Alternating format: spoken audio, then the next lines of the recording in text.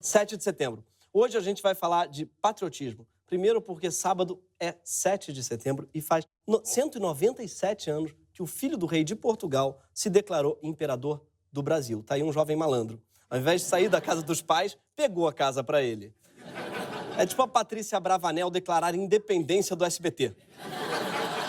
Feito a Sasha dizer, o planeta Xuxa agora é meu e eu sou a imperatriz dos baixinhos. E erguer a espada às margens do Projac montada num tchutchucão. Beijinho, beijinho ou tchau, tchau. Sim, a nossa existência como país, ela é a consequência direta do chilique de um príncipe mimado. Eu vou governar esse país sozinho, ó. Eu não pedi pra nascer. Ninguém me entende. Somos um caso raro de colônia que virou império sem mudar de dono. Não foi uma independência, foi um rebranding. É triste constatar que nós somos a nova skin dos países. Uma espécie de Colinos que virou Sorriso, sabe? A Ariroca que virou Raralho, você sabe? Esse ano, Bolsonaro prometeu uma festa de arromba. Afinal, se tem uma coisa que Bolsonaro tenta parecer, é patriota. Brasil acima de tudo, Deus acima de todos. Brasil acima de tudo e Deus acima de todos. Brasil acima de tudo, Deus acima de todos.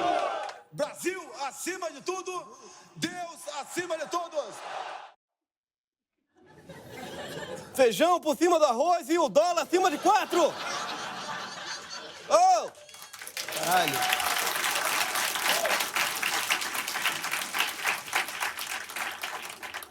E se você acha estranha essa obsessão do Brasil de ficar por cima, né? Realmente é uma coisa cansativa ficar em cima às vezes, enfim. É exatamente o mesmo slogan do nazismo, tá? Deutschland über alles, que significa, na Alemanha, geral pega Uber. Mentira, significa Alemanha acima de tudo. Eles não falavam de Deus acima de nada, porque até eles acreditavam no Estado laico, no caso. Bolsonaro escolheu lançar sua candidatura pelo PEN, o Partido Ecológico Nacional. Mas, como Bolsonaro se filiar no Partido Ecológico podia causar uma falha no tecido do espaço-tempo, o partido teve que mudar de nome para agradar o capitão. E o nome escolhido foi, claro, Patriota. Mas Jair logo abandonou a legenda pelo PSL, o 17. Meio escroto isso, né, de fazer a pessoa trocar o nome do partido e sair fora. Mas o pessoal também do partido foi ingênuo, porque o Bolsonaro já tinha trocado de partido várias vezes antes de firmar o compromisso com o PEN.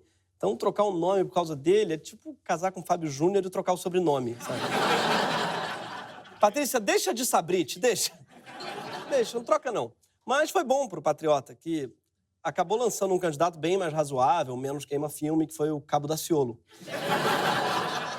O Bolsonaro saiu do Patriota, mas continuou se vendendo como o maior patriota do país. O único que representava o Brasil de verdade. E muita gente acreditou pra cacete, como você pode ver nesse vídeo. Tamo junto, Bolsonaro, 100% Brasil. Bolsonaro é norte, Bolsonaro é nordeste. Vai 17, vai 17. Bolsonaro é sul, é sudeste, centro-oeste. Vai 17, vai 17. É uma espécie de fit dance da Coreia do Norte. É um negócio estranhíssimo, gente. É uma mistura, né? É um negócio muito esquisito, assim, um calypso fascista. Assim, que caldeirão dos infernos, não é? Lembra um pouco essa relação do país com a vergonha. Lembra um pouquinho a Vanusa, a hashtag Somos Todos Vanusa. Claro, ó, tinha desculpa dos remédios. Qual é a sua desculpa, hein, meu amigo? Mas vamos lá. Eu sei que quando você vê esse tipo de ato de amor pelo Brasil, você se diz, será que a gente tá falando mesmo Brasil? Será que estão falando do David Brasil? Do Inês, do Moura, da Avenida, da Baby, do... Não sei. Mas trago boas notícias. Talvez a gente esteja, de fato, amando países diferentes que têm o mesmo nome. Mas que Brasil será esse que o Bolsonaro ama? Ele sempre fala, Brasil acima de tudo. Ele não especifica qual. Tipo quando ele fala de Deus. Qual Deus? Porque ele é católico, mas foi batizado pelo pastor Everaldo, abençoado pelo Edir Macedo, e dizem que fez pacto com o Queiroz.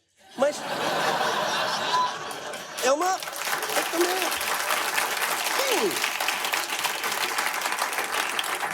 Qual é teu Deus agora? E com o Brasil é a mesma coisa, entendeu? Qual o Brasil você está falando? Porque, em compensação, todas as coisas que ele odeia, se você for ver, são muito brasileiras. Para começar, Bolsonaro odeia o carnaval, que é a maior festa popular do país. Claro, nem todo brasileiro é obrigado a amar carnaval. Isso é ótimo, tem vários brasileiros que não amam carnaval, porque já tá cheio pra caralho. Tipo, não cai mais ninguém. Santa Teresa, por exemplo. É bom, parem de gostar, já deu. Agora, não faz sentido o presidente do Brasil odiar o carnaval e detonar para o mundo inteiro a maior festa do seu país. Para quem não lembra, Bolsonaro postou um vídeo, uma Golden Shower, dizendo que é isso que o carnaval virou. Cara, isso é tipo o Trump postar um vídeo da carreta furacão dizendo é isso que a Disney virou. Acabou a Hakuna Mamata. O Brasil...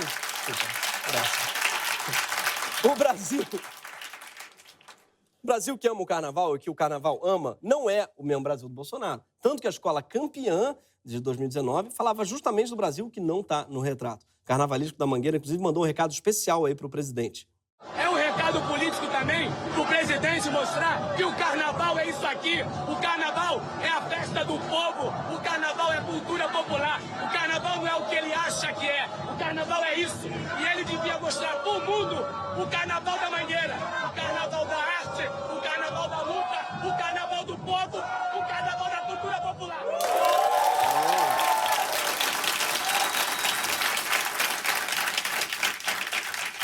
Leandro, a gente admira a sua determinação, mas o presidente não ouve recado. A gente tá mandando recado pra ele desde janeiro, nada. Pra ele prestar atenção, tinha que estar mijando na cara de alguém no meio da rua. A próxima vez já sabe. Outra coisa bem nossa que Bolsonaro odeia é o cinema nacional. No ano em que 2 filmes brasileiros ganharam prêmios em Cannes, inclusive um deles com um puta ator que tá arrasando, enfim.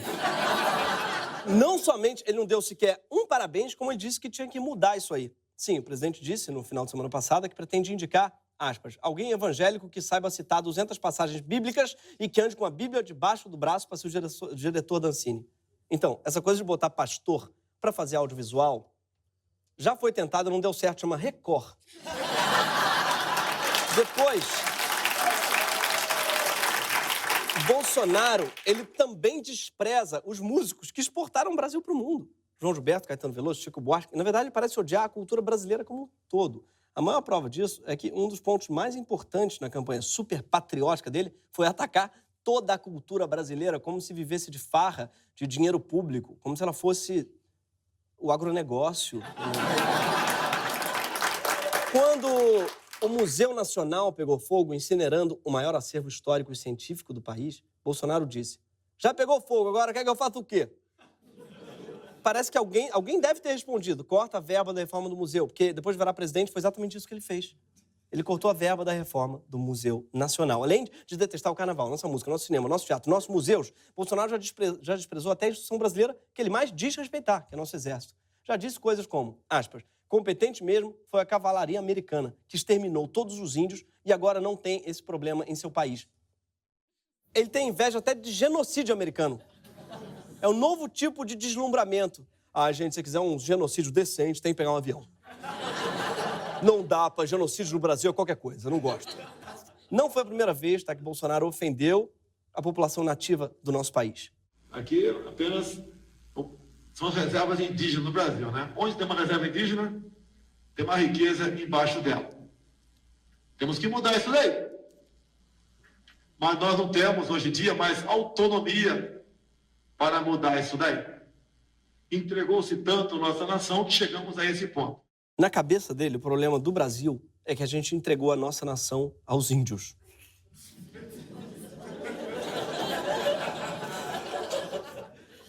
É um paradoxo temporal, não sei se perceberam. Para ele, nós temos um direito sagrado a tudo aquilo que a gente roubou. Enfim, é aí que chegamos na última e talvez maior demonstração de patriotismo reverso do presidente. O ódio à floresta amazônica, travestido de amor ao Brasil.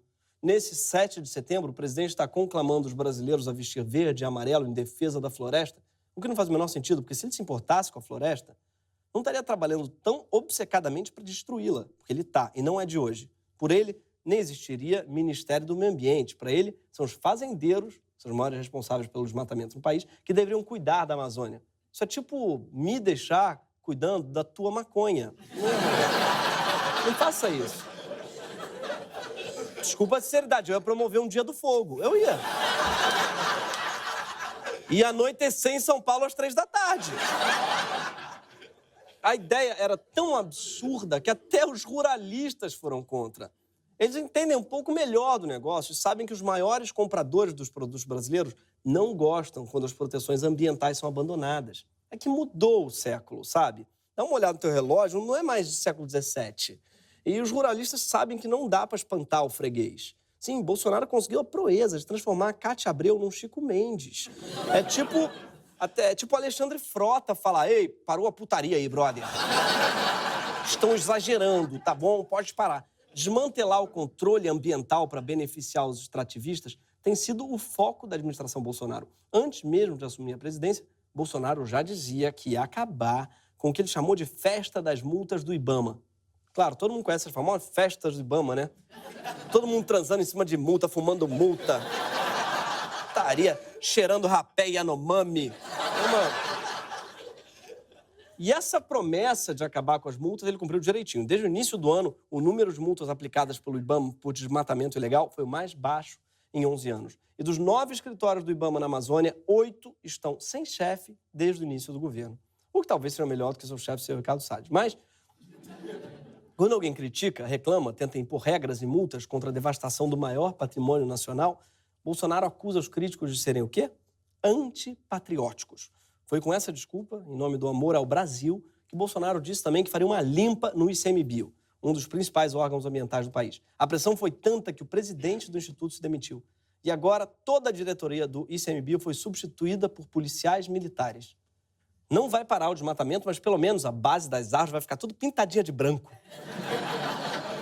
Cheia de cal. Bolsonaro facilita tanto para os bandidos que agora o Ibama avisa onde vai fazer fiscalização ambiental. É uma informação que até 2018 era sigilosa, claro.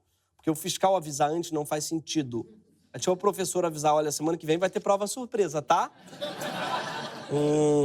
Agora, em agosto, o Congresso aprovou a MP da Liberdade Econômica, que não é uma lei que facilita você sair da casa da sua mãe. É um monte de propostas misturadas que incluem uma autorização automática para desmatamento por empreendedores, caso órgãos do meio ambiente venham a atrasar a emissão de licenças ambientais.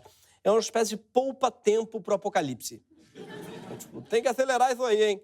Para piorar, onde não dá para desmatar, o Bolsonaro quer emporcalhar de outras maneiras. Como, por exemplo, a reserva ecológica da Baía de Angra, que ele quer transformar na, aspas, nova Cancún brasileira. Bolsonaro odeia tanto o país que ele só pensa em termos de filiais, né? Macaé vai ser a nossa Dubai. Em Rio das Pedras, vamos fazer um Vale do Milício.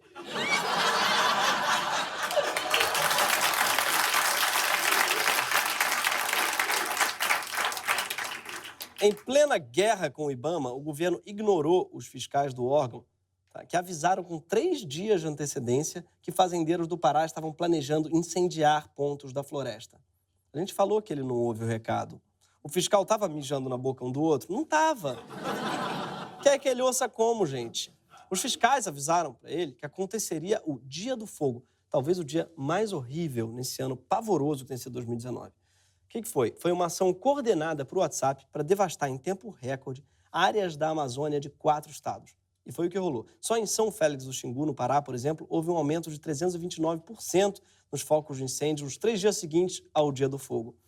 A coisa foi tão feia que até países que sempre lucraram às custas das nossas florestas ficaram chocados. Pela primeira vez em muito tempo, o Brasil foi notícia em todos os países, foi trending topic mundial. E não foi por conta de coisas super brasileiras que todo mundo gosta, tipo a seleção, Wagner Moura e a Gretchen. Foi a primeira vez que o mundo inteiro parou para odiar um brasileiro, o Bolsonaro. Ou, como disse a Madonna, o Borsalino. Seria estranho para alguém que se considera patriota simplesmente detestar a cultura e a maior floresta do seu país. O patriotismo dele é uma espécie de ódio sincero e apaixonado à sua pátria. E é um patriotismo, no fundo, bem brasileiro. Como é que pode, né, o brasileiro eleger um presidente que faz tanto mal ao Brasil? Aqui eu preciso lembrar vocês de que ser brasileiro é uma coisa bem peculiar. Nenhum outro país entende a nossa condição. E eu acho que poucos brasileiros sabem disso também. Mas repara só, a gente não é brasiliano, tipo americano, cubano, peruano. A gente não é brasilês, tipo francês, inglês, japonês. A gente é brasileiro. A gente é o único país, tá, que tem um sufixo ero, que é um sufixo de profissão. É a primeira vez que eu uso meu diploma de letras aqui nesse programa. Viva letras! E por que é que a gente tem nome de profissão? Porque brasileiros eram aqueles que viviam de vender o primeiro produto de exportação dessa terra, o pau-brasil. O brasileiro existia antes do país existir, porque a profissão nasceu antes da nacionalidade. E o lance desse profissional não é exatamente o amor à pátria, já que ele antecede a pátria, mas a exploração dessa pátria, que, na verdade, era a casa de outras pessoas. Depois de mais de 100 anos, a palavra brasileiro acabou sendo ressignificada por um frei franciscano. Em vez de usá-la como um termo pejorativo para falar dos caras que arrancavam árvores e matavam índios, esse frei fez brasileiro virar um termo para se referir a quem nascia aqui. Porque o país era um lugar tão feito só para ser explorado que nem nome para quem nascia aqui os caras tinham inventado. Daí ficou brasileiro mesmo, nome da profissão que marcou a sociedade da época. Se fosse hoje em dia, o Brasil ia chamar coach, ou motorista de Uber. A intenção do frei foi legal. E mesmo que os cortadores de pau-brasil tenham ido embora depois de uns 300 anos, a verdade é que desde 1500 a identidade de quem nasce, vive e trabalha no Brasil é explorar a natureza e os povos daqui. Foi assim com o pau-brasil, com a devastação da Mata Atlântica para plantar cana e café, com o ciclo do ouro da mineração, foi assim no genocídio, na captura dos indígenas, foi assim na exploração de milhões de negros e negras escravizados. E é assim hoje, quando o Bolsonaro defende a destruição do que a gente ainda tem de patrimônio natural para mandar soja e carne para o exterior. Então é claro que Bolsonaro se sente super brasileiro, mas no sentido colonial do termo. Não como alguém que se identifica nem sente que pertence a essa terra, mas sim como alguém que vende essa terra e que diz explicitamente que essa terra é um lixo. Como é cheio de haitiano aqui em São Paulo? Aqui? Já me falaram que era no plenário, o cara gritou, a pedrada gritou. Se fosse da Suécia, você não estava criticando. Eu falei, imbecil, eu tô achando da Suécia, vai dirigir esse lixo aqui.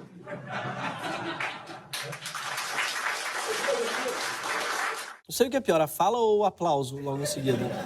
Bolsonaro trata o Brasil como o Trump trata o México. Nós somos nossos próprios mexicanos. Ele inventou o conceito de autoxenofobia. Já os Estados Unidos, ele trata diferente. Né? A minha continência, a bandeira americana.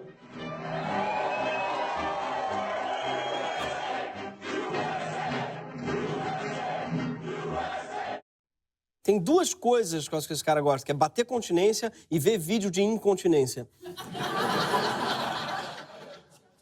Assim que ele se elegeu, antes de tomar posse, ele recebeu em casa um dos conselheiros do Trump, que é John Bolton.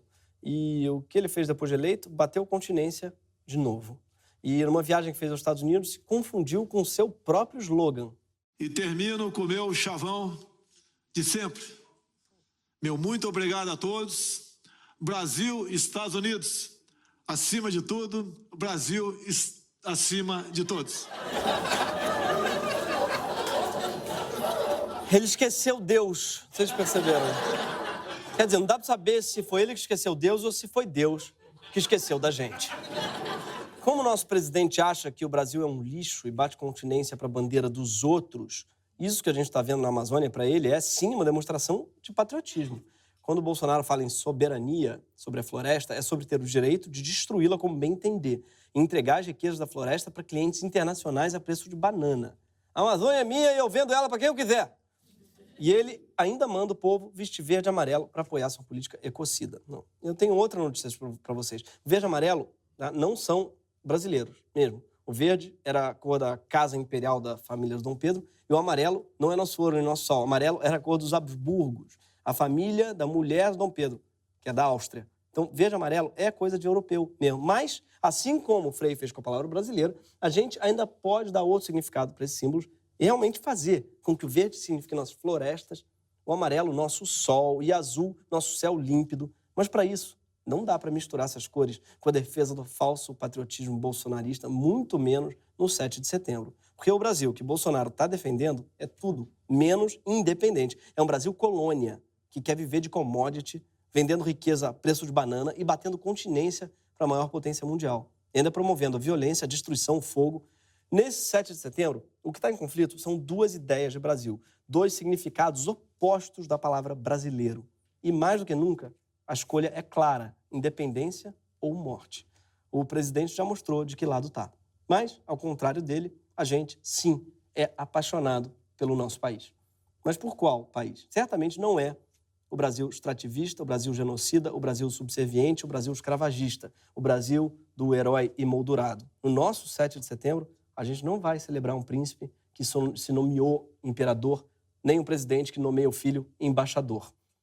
Então vamos tirar a poeira dos porões e abrir alas para os heróis de barracões. E, para provar que o Brasil é maior, chamamos uma portelense para tocar o samba-enredo da Mangueira. E ela topou. Com vocês, o hino desse país que não está no retrato, com Tereza Cristina.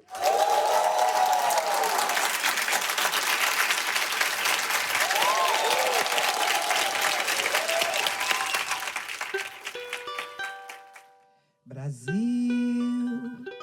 meu nego, deixa eu te contar a história que a história não conta, no avesso do mesmo lugar.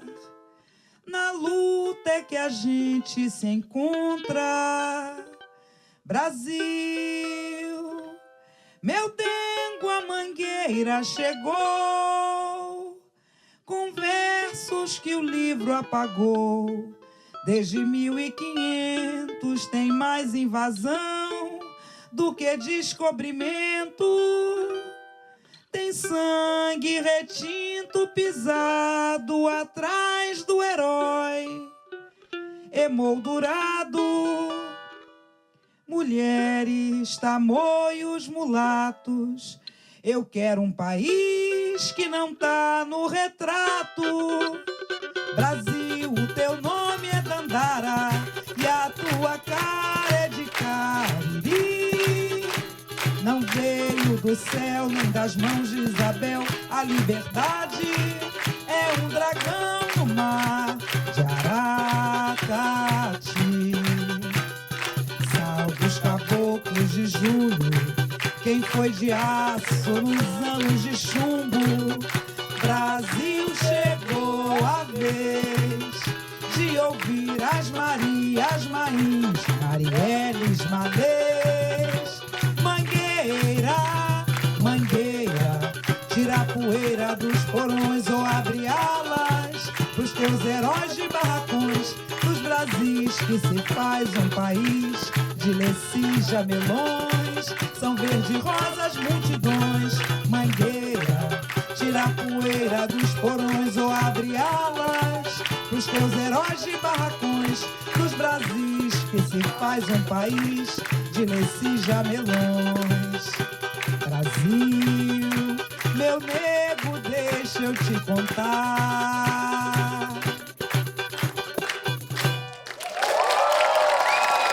No cavaquinho, Roberta Mistra. Percussão, Jéssica Zarpei. Roberta Mistra, Jéssica Zarpei. Tereza Cristina. Muito obrigado, Brasil. Viva o Brasil, é nóis. Muito obrigado. Semana que vem tem mais. Toda sexta-feira, às 11 horas da noite.